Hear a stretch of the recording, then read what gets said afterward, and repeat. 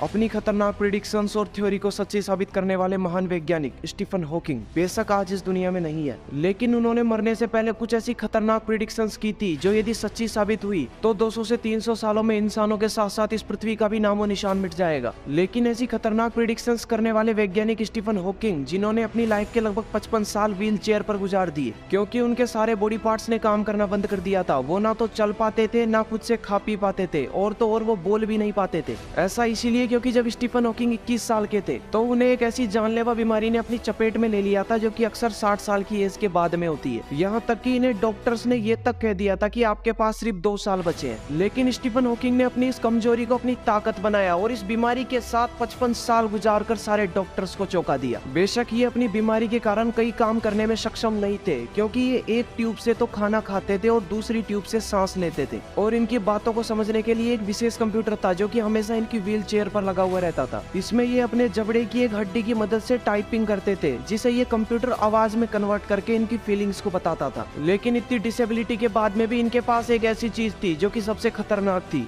और वो था इनका सुपर पावरफुल ब्रेन, जो कि नॉर्मल इंसान के मुकाबले कई गुना ज्यादा सोचने और समझने में सक्षम था। और इसी की वजह से इन्होंने यूनिवर्स के कई ऐसे राज खोले जिन्होंने पूरी साइंटिस्ट कम्युनिटी को चौंका दिया, जिनमें ब्लैक होल भी शामिल है। लेकिन स्टीफन हॉकिंग ने दुनिया के और इंसानों के अंत के बारे में 6 ऐसी खतरनाक प्रेडिक्शंस की थी जिन्होंने सबको डरा भी रखा है, और इन्हीं के बारे में हम एक एक करके जानने वाले हैं। नंबर 6, स्टीफन हॉकिंग ने कई सालों तक इस यूनिवर्स पर बहुत डीप रिसर्च की और बताया कि हमारे इस यूनिवर्स में पृथ्वी के अलावा भी कई प्लैनेट ऐसे हो सकते हैं जिनके ऊपर की जीवन मौजूद है, और वो जीवन जिन्हें हम एलियन कहते हैं वो कभी ना कभी इस धरती पर जरूर आएंगे। क्योंकि कई सारी साइंटिफिक थ्योरी की माने तो ये यूनिवर्स एक बिग बैंग से बना था, लेकिन स्टीफन हॉकिंग का मानना तो कुछ और ही था। वो मानते थे कि सिर्फ एक बिग बैंग ही नहीं हुआ था बल्कि कई सारे बिग बैंग हुए थे अलग अलग टाइम पर, जिनसे कि अलग अलग यूनिवर्स का निर्माण हुआ था। और यदि हम सीधी सीधी भाषा में समझे तो स्टीफन हॉकिंग पैरेलल यूनिवर्स की थ्योरी को मानते थे, और इसी के कारण उन्हें डर था कि एलियन इस धरती पर जरूर आएंगे और इस पर कब्जा कर लेंगे।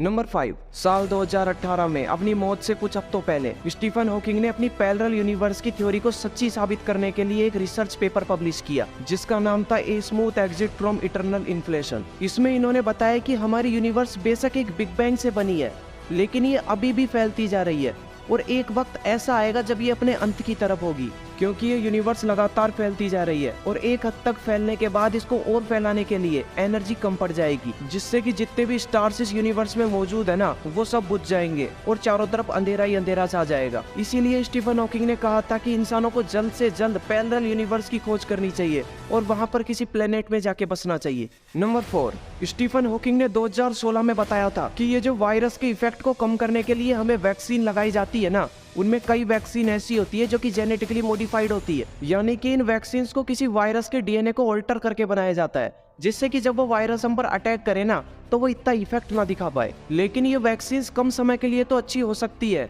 लेकिन लॉन्ग टर्म के लिए ये हमें बहुत ज्यादा नुकसान भी पहुंचा सकती है, क्योंकि ये वैक्सीन आगे चलकर ह्यूमन डीएनए में भी चेंज करके उसको हमेशा हमेशा के लिए खत्म कर सकती है। नंबर 3, जैसे जैसे वक्त बढ़ रहा है तो इन्हीं के साथ रोबोट्स का प्रचलन भी बढ़ता जा रहा है, लेकिन स्टीफन हॉकिंग रोबोट्स के सख्त खिलाफ थे, क्योंकि ये रोबोट्स आजकल आर्टिफिशियल इंटेलिजेंस के कारण इतने ज्यादा स्मार्ट हो गए हैं कि ये कोई भी मुश्किल से मुश्किल काम आसानी से कर देते हैं। और उन्होंने बताया था कि एक दिन रोबोट्स इतने ज्यादा पावरफुल हो जाएंगे कि वो दूसरे रोबोट्स को भी बनाने लग जाएंगे, और इनकी इंटेलिजेंस इंसानों के मुकाबले इतनी ज्यादा हो जाएगी कि ये इंसानों को भी कंट्रोल करना शुरू कर देंगे। नंबर 2, आजकल इंसानों का गुस्सा इतना ज्यादा हो गया है कि वो अपने इस गुस्से के कारण बड़ी से बड़ी लड़ाइयां लड़ने के लिए तैयार हो जाता है, जिसका हम नया एग्जांपल इससे ले सकते हैं जो कि रशिया और यूक्रेन की वॉर में हमें दिख रहा है, क्योंकि इंसान ने अपने सपोर्ट के लिए इतने खतरनाक हथियार बना लिए हैं जो कि पलक झपकते पूरी इंसानियत को तबाह कर सकती है। और इसी वजह से स्टीफन हॉकिंग ने कहा था यदि इंसानों ने मिलजुल कर रहना नहीं सीखा तो एक दिन ऐसा आएगा जब वो आपस में लड़कर ही न्यूक्लियर वॉर स्टार्ट कर देगा, और वो दिन इंसानों और इस पृथ्वी का सबसे आखिरी दिन होगा। नंबर 1, स्टीफन हॉकिंग की सबसे बड़ी प्रेडिक्शन ये थी कि यदि इंसान इन सबसे भी बच गया ना